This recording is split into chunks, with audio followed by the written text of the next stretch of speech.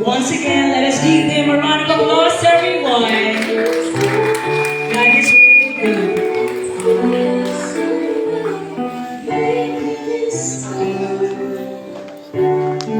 And of course, the opening remarks of our very own Reverend Feliciano Mateo.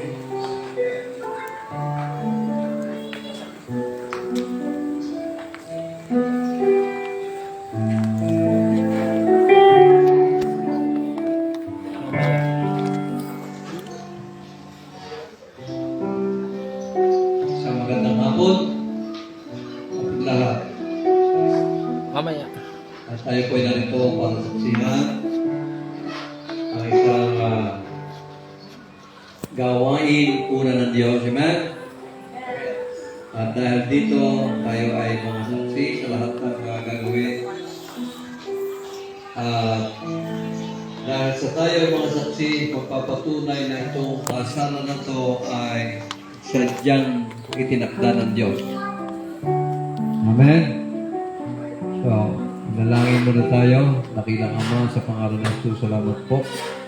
Sa pagkakataong ito, na ikaw ang nagtakda ng araw na ito para kay Sherry Ann at sa kanya kay Marvin, Panginoon. Kaya, Ama, nagpapasalamat kami